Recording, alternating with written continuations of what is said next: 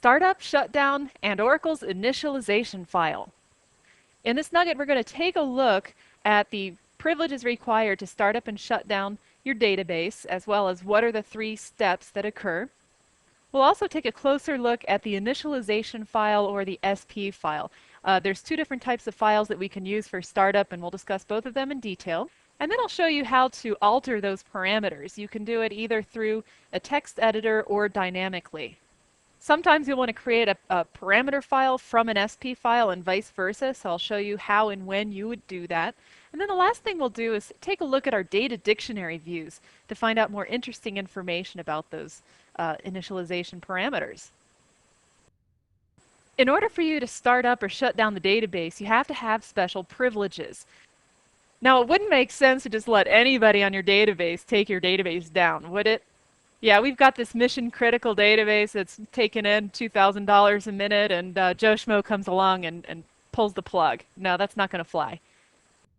So what conditions need to be met for you to start up or shut down that database? Well, you need to either have operating system authentication as a DBA, or you need to have sysdba privileges or sysoper privileges. Now we'll talk more about these 3 different privileges in our security nugget, but what I do want to emphasize is that there is a difference between sysdba and sysoper. The sysdba privilege simply means that you can pretty much do anything you want to the database. You can see everything in the database. The sysoper privilege just allows you to do certain things such as starting up, shutting down, more or less basic administration tasks. Now I just connected /sysdba, which means I'm not using a database username and password. Instead, I'm using operating system authentication. Now I'm able to do this because I'm logged in on my operating system as a user that belongs to the Oracle DBA group. Now we will cover this again in our security nugget. Let's talk about the Oracle startup process. The first thing that's going to happen, and we're assuming here that your database is completely shut down, nothing's running. The first thing we're going to do is start the instance. This is what we call the unmounted stage. When you start an instance, remember an instance is just a collection of background processes and memory structures, and that allows us to later tap into our database. So all we're doing is starting the instance. So it's during instance startup that Oracle is going to go to the Oracle Home DBS directory. It's going to look for a file called spfile.sid.ora. So if our Oracle SID is ORCL, it will look for spfile orcl.ora. If that's not there in the directory, then it looks for spfile.ora.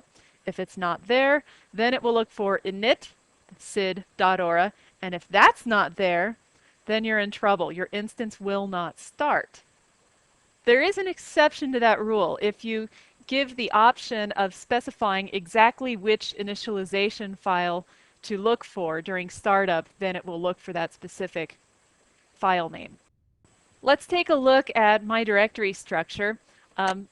Here is my Oracle Home, where this DB1 is, and underneath there I have my DBS directory, and here we go. It found the spfile orcl.ora, so that's the file it's using. The next step is called the mount mode. This is when the instance is actually associated with a database. Now within all of your initialization parameters, there is one parameter called control_files, and that's going to point to hopefully 3 copies of your control files. You must have at least 1. And that's what determines which control files are going to be mounted. Now if the control files don't exist, or for some reason they're corrupted, then this stage will fail.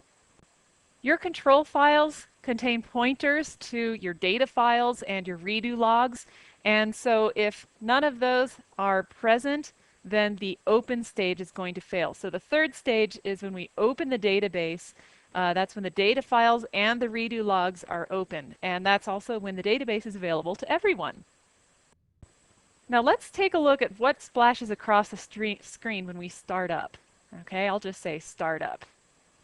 Okay, now this sometimes takes a few seconds. It really depends on your memory structures and how many data files you've got. Okay, our instance started. All that stuff that splashed across the screen, it told us how long our how large our SGA is.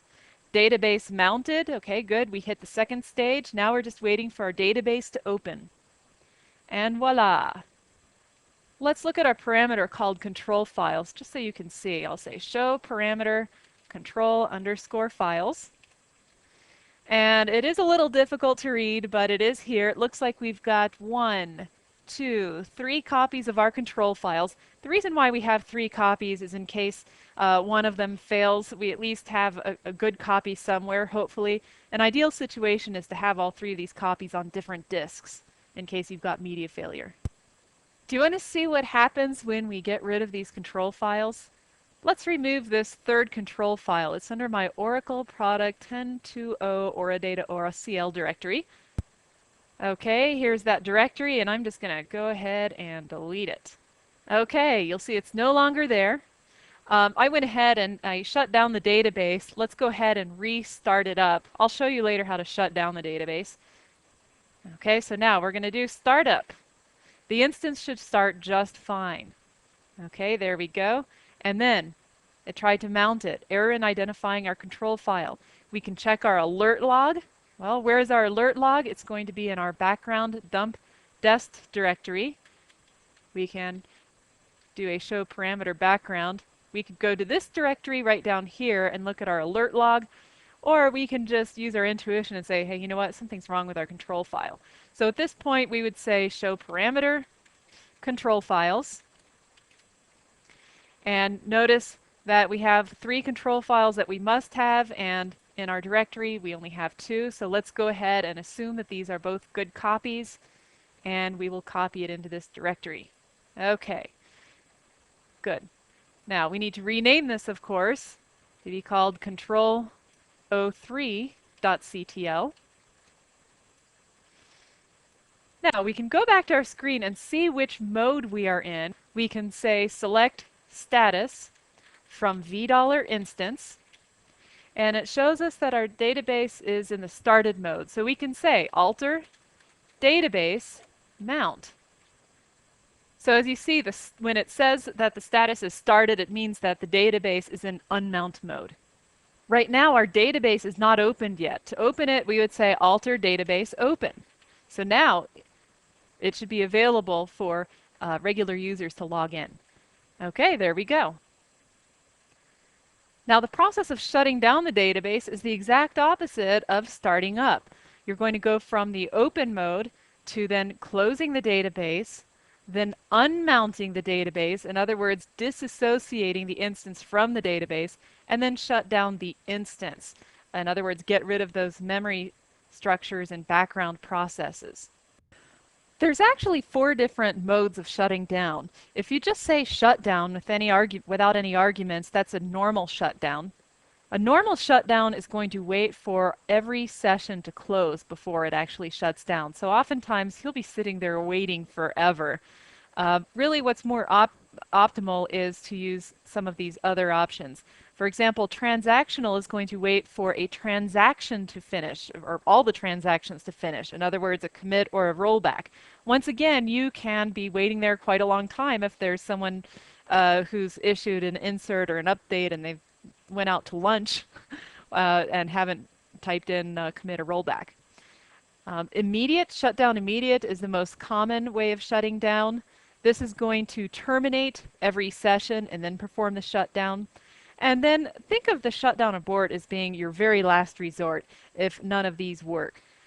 The thing to keep in mind about shutdown abort is that when you then start your database back up again, Oracle is going to have to perform instance recovery. In other words, it's going to apply all of the redo logs to your database. So the startup might take a little bit longer than the other shutdown modes.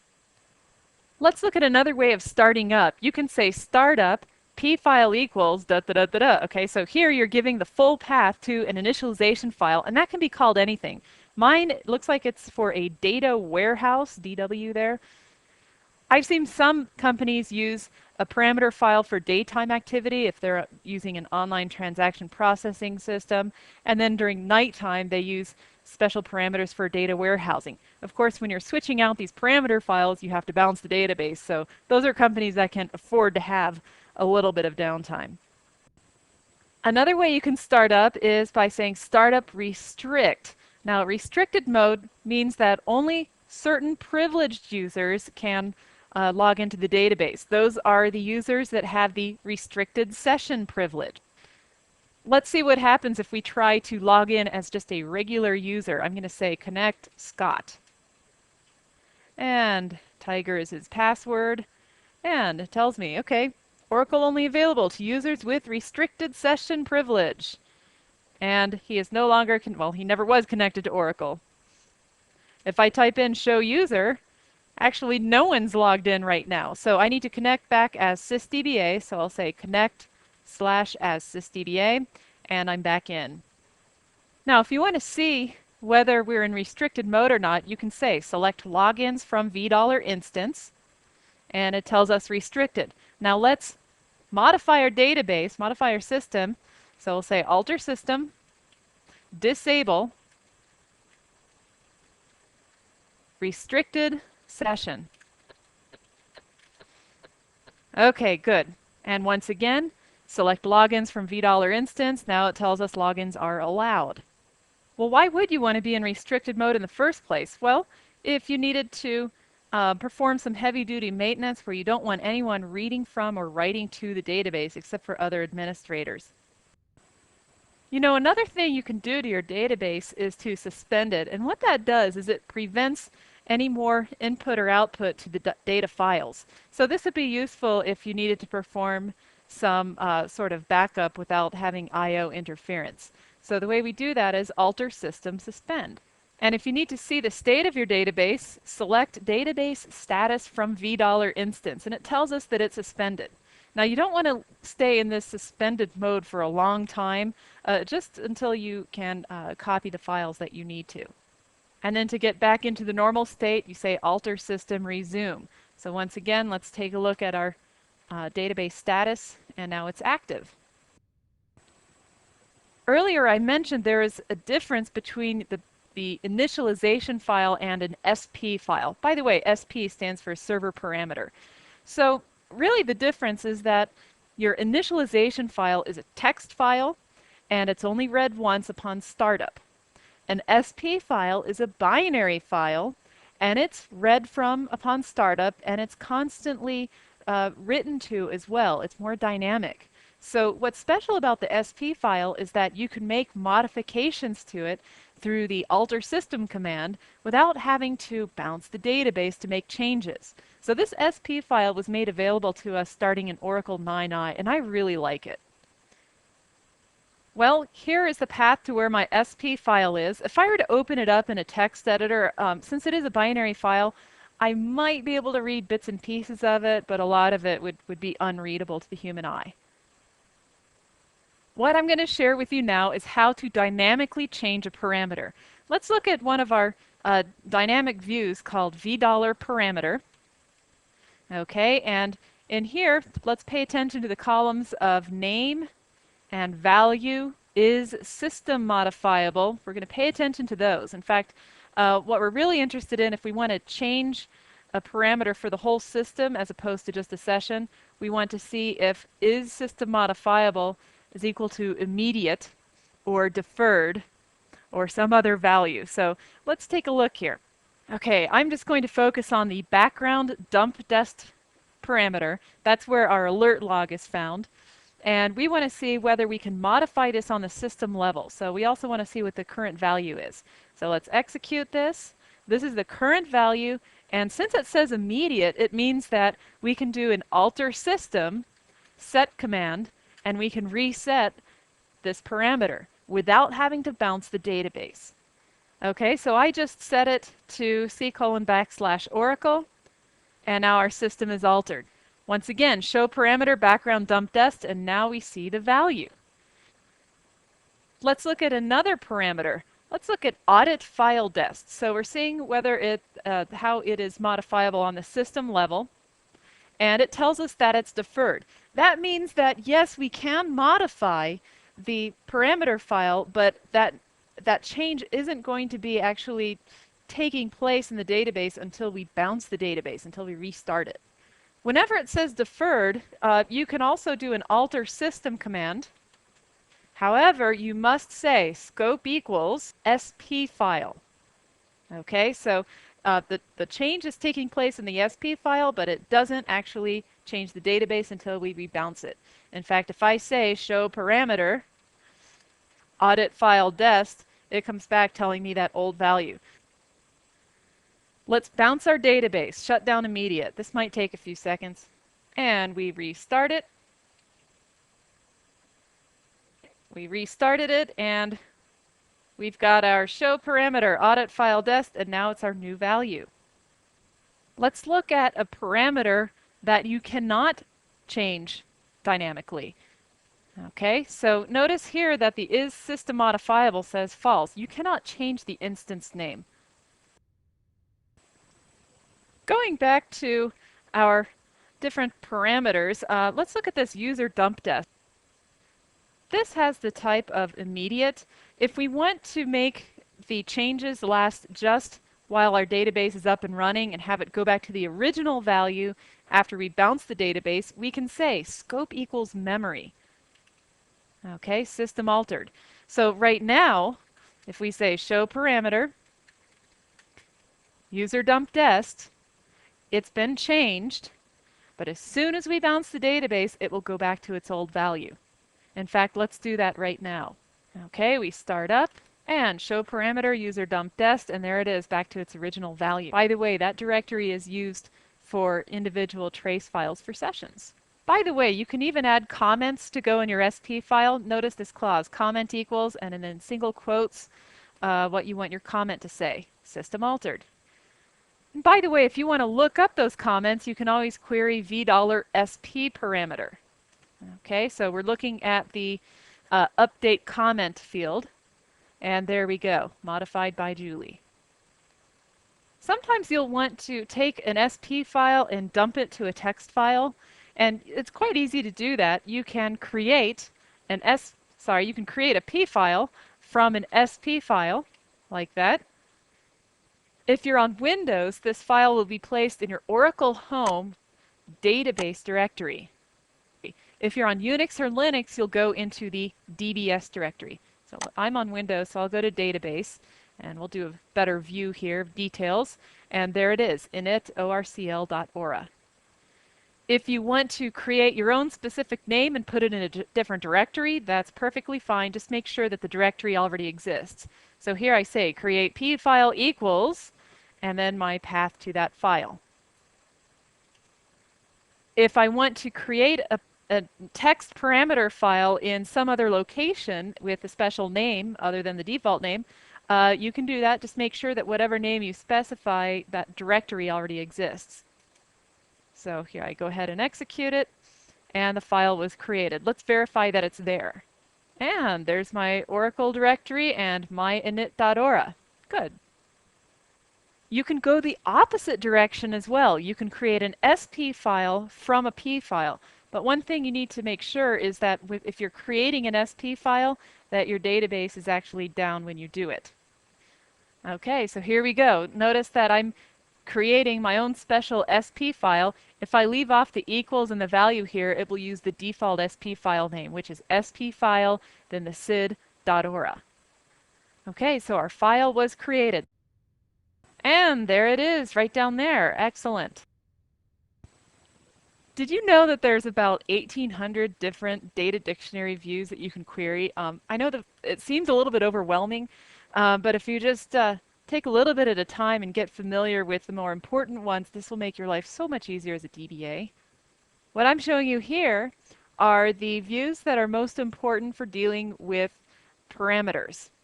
Let's take a look at the first couple ones, $$ system parameter and $$ system parameter 2. Now these views are going to show you what the settings are for the instance as opposed to a session. Okay, so if you're more concerned with, well, what are my settings for a particular session, you would look at $$ parameter and $$ parameter 2. Now you're probably wondering, well, what's the difference between this and with a 2 at the end? Well, the big difference is how things are displayed. If you have any parameters that have multiple values, the output is going to look a lot nicer with the $$ system parameter 2. So actually, I just stick with querying these views here. just to show you what I'm talking about, I'm selecting name and value from $v system parameter where name equals control files. So let's go ahead and execute this and see how my output shows everything just squished together, these three values. Now, if I make a modification to this and I say from $v system parameter 2, your output looks a little bit different. I'd like to show you an example of having a session parameter override a system parameter. Now, one of our parameters is called statistics level, and that has to do with gathering statistics to make your queries run smoother. And we'll touch more on this when we talk about performance a little bit. What I'm doing is I'm saying alter session, set statistics level equals basic. So this will only affect this session. Okay, it will not affect the other sessions. Okay, it tells us that our session is altered. Now, if we type in show parameter statistics level, it tells us that it is basic. Okay, now let's look at it on the system level. Let's say select value from $v system parameter where name equals statistics level, and you'll see that it's set to typical. But if we do the same query except saying $v parameter, same where clause, it tells us basic. So you can have two different values for your system and your session parameters. I'd also like to take a closer look at the $v parameter 2 and $v system parameter 2. The structure is almost identical. Let's focus in on the $v parameter 2. Now, we already talked about is session modifiable and is system modifiable. You can also see if it's set to the default value. So is default will show up as either yes or no. Is modified will either show up as false or modified or sys modified. Okay, so if it hasn't been modified at all on the system or session level, then it will say false. If it says modified, then it was modified on the session level, and sys modified means it was modified on the system level. Is adjusted tells us whether or not the Oracle system itself made an adjustment to it automatically. There are several parameters that are automatically adjusted just to make things a little convenient for us, especially dealing with memory parameters. And this update comment here, we dealt with comments a few minutes ago. You can add comments whenever you're modifying your parameters. So that would show up here. Let's also look at $v SP parameter. That shows us what the settings are for the SP file. Okay, so you'll have the SID. In our case, we only have one SID, which is ORCL. The name, the value, the display value, it might be different from the value. If you've got several strings concatenated together, is specified will show up as either true or false. True means that it was explicitly stated in the SP file. False means that it was dynamically adjusted with the alter command. And then ordinal, you'll see that that actually appears on both of these dictionary views. That's also used for strings. If you've got, for example, control files, that's going to be a series of strings, and it will tell you which one is in which position. If you're curious what some of the valid values are for certain parameters, the best way to do that is to query $v parameter valid values. Or you can just go out to the internet, whichever is easiest for you. I like having everything at my fingertips. I have been in situations where I didn't have access to the internet, so it's all here. Select name value is default, that'll be true or false, from $v parameter valid values where name equals, and then you put in your parameter name. Notice in all these queries when I'm referencing these parameter names that they're in all lowercase letters. That's pretty much the only time you're going to put things in lowercase letters inside of those quotes is when you're dealing with parameter names. Okay, so we execute this, and the three available values are basic, typical, and all. And like I said, we'll talk about what these values mean. It has to do with statistics collection. And the default value is typical. And the last data dictionary view we'll talk about is $v obsolete parameter. Now, why in the world would you want to know about the obsolete parameters if you're not going to use them? Well, sometimes you are going to encounter a situation where you've got a database behaving strangely, and maybe someone set up some obsolete parameters that they shouldn't have, And instead of going one by one and looking it up in the official documentation, it's easier to just look at this and see which ones have been set. So let's take a look at my query. Select star from $v obsolete parameter. Okay, lots of stuff splashes across the screen. Please notice that in the is specified column, everything says false here. If you have anything that says true, it means that this obsolete parameter has actually been set in the initialization file, which is a bad thing. In fact, a better query would be to say select star from obsolete parameter where is specified equals true. If any rows come back, then you should examine, well, why has it been set to an obsolete parameter, and you should make it your goal to get rid of that parameter. Wrapping up this nugget, we talked about the special administration privileges required to start up and shut down and alter the database. Remember, we have the sysdba privilege, which allows you to do anything, and we have the sysoper privilege, which allows you to start up, shut down, and change the state of the database. We also talked about our different steps in startup and shutdown. Remember, we have the no mount stage. No mount is when the initialization file is read and the background processes and memory structures are started up. And then we have the mount stage. That's where the control file is read and the instance is associated with the database. And then we have the open stage, where the database is actually available to the end users. Then we have the different ways of shutting down our database. We have shutdown normal, which actually we don't even use that often because it requires every user to log out of their session, and you might have some users that went off to lunch and forgot to log out. We have transactional. So shutdown transactional just means that Oracle's waiting for the users to finish up their transactions, for all of those to finish up. Then we have shutdown immediate, which is the most commonly used way of shutting down, and that just terminates all of the sessions and shuts down the database. And then we have shutdown abort, which is our last resort. If you perform this shutdown abort, it is going to require instance recovery when the database starts up again. So once again, very last resort. Then we talked about our initialization file and our SP file. Remember, the initialization file is a text file and it's only read once upon database startup. The SP file is more of a dynamic file. It's a binary file, and you can dynamically change it while the database is up and running. So some of the parameters you can change right then and there. Some of them you have to say scope equals SP file, and the change doesn't stick until you bounce the database. So remember, changing your initialization parameters on the system level requires an alter system statement, and on the session level, it's alter session.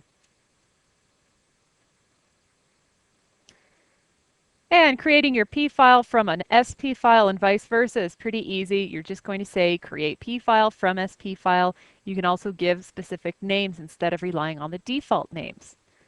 So since that SP file is a binary file, if you want to take a look at the actual contents of that, it might be a good idea to dump that to a P file and then read it. And then we covered our data dictionary views, those $V views. For example, $V parameter, $V parameter 2. $SP parameter. As a sysdba, you can look into those dynamic views and see what the settings are. And you can also see what the possible valid values are for each parameter. Well, I hope this has been informative for you, and I'd like to thank you for viewing.